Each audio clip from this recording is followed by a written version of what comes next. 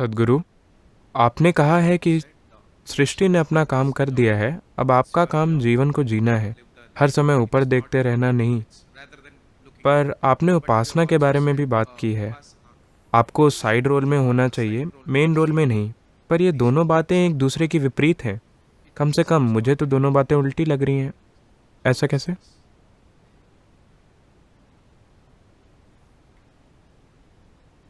तो क्या सृष्टि ने अपना काम कर दिया है? फिर आधी बात तो सही है, इसमें कुछ उल्टा नहीं है। क्या आपने अपना काम किया? नहीं, तो दूसरी बात भी सही है।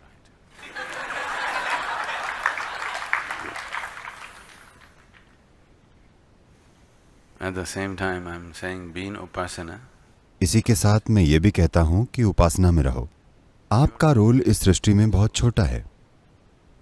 हर चीज जो आपके साथ होती है वो अधिकतर आपके साथ की जाती है। क्या आप धरती को घुमा रहे हैं? नहीं। अगर ये ना घूमे तो क्या आप जिंदा रह सकते हैं? क्या आप जी सकते हैं? क्या आप वातावरण को संभाल रहे हैं? नहीं। आप इसे खराब कर रहे हैं पर संभाल नहीं रहे हैं, है ना? क्या आप खुद अपना दिल धड़का रहे हैं? नहीं। क्या आप सांस खुद ले रहे हैं?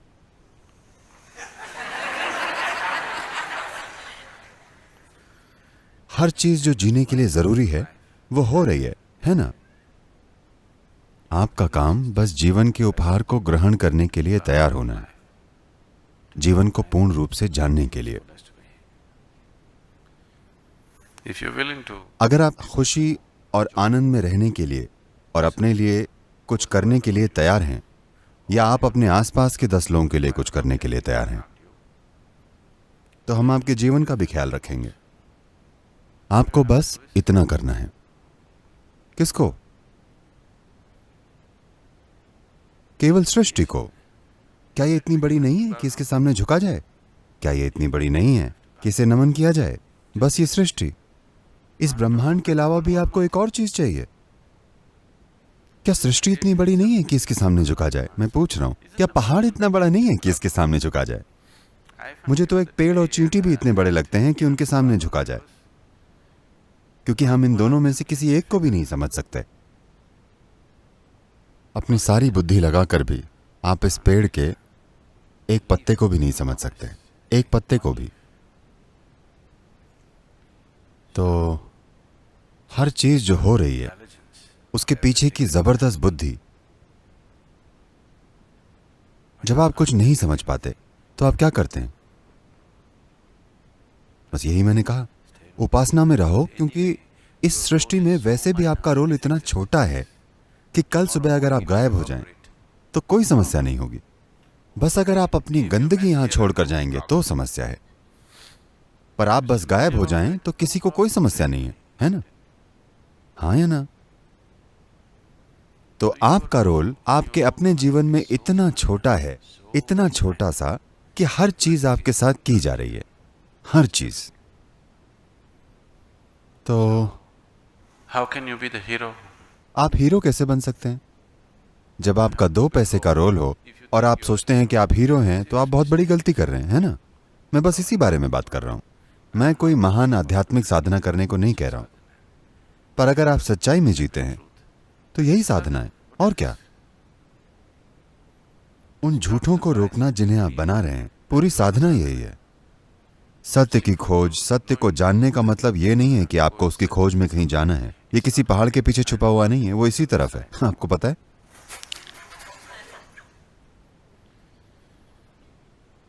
इस समय धरती का यह हिस्सा अंधेरे में है, तो क्या आप दूसरी तरफ देखने जाएंगे? नहीं, वो यही है। सच का मतलब बस यही है, जो भी मौजूद है वही सत्य है, जो भी आपने बनाया है वो झूठ है। बस यही सब कुछ है ना?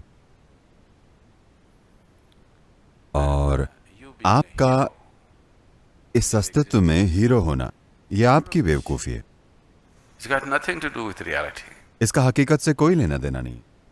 तो अगर आप ये समझ लें तो आप समझ लेंगे कि आपका रोल सृष्टि में बहुत छोटा है। सिर्फ इस सृष्टि की रचना में ही नहीं, आपकी अपनी जिंदगी में भी। अगर आपकी सांसें या आपकी धड़कन जैसी साधारण चीज भी आपके हाथ में दे दी जाए तो आप 1 मिनट में पूरी तरह अस्त व्यस्त हो जाएंगे। हाँ या ना? तो मैं कुछ नया नहीं कह रहा हूं, उपदेश नहीं दे रहा, बस आपको हकीकत याद दिला रहा हूं कि आपका जीवन क्या है। और सत्य में जीने का यही मतलब है कि आपने कुछ मनगढ़ंत नहीं बनाया है। आप अपनी तरफ से कोई कहानी नहीं लिख रहे हैं, आप बस जीवन जीने की कोशिश कर रहे हैं। अगर आप जीवन जिएं तो उसे वैसे ही जी सकते हैं जैसा कि वो है। जब आप कोई कहानी बनाते हैं तभी आप अपनी तरफ से कहानी बना सकते हैं, है ना? अगर आप काल्पनिक कहानी बनाते हैं तो उसे जैसे चाहे बना सकते हैं, जैसे आपकी मर्जी। पर अगर आप जीवन जी रहे हैं तो आप उसे केवल वैसे ही जी सकते हैं जैसा वो है। जीने का कोई और तरीका नहीं है। तो ये मत सोचिए कि ये किसी तरह की शिक्षा है। That's how life is. जीवन ऐसा ही है, बस इसे जिएं, कोई कहानी ना बनाएं। अगर आप एक कहानी बनाते हैं जो सच नहीं है और मान लेते हैं कि वो सच है, तो जब आपकी कहानी खत्म होगी तो आप घाटे में रहेंगे, क्योंकि तब कुछ भी नहीं होगा। अगर आप सच्चाई के साथ जाएं तो ये चलती रहेगी, चाहे आप जिंदा हो या मर जाएं।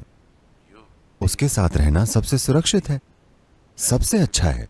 केवल इसी तरीके से आप जीवन का अनुभव कर सकते हैं, वरना आप अपने ही शब्दों से धोखा खाएंगे और कुछ नहीं होगा।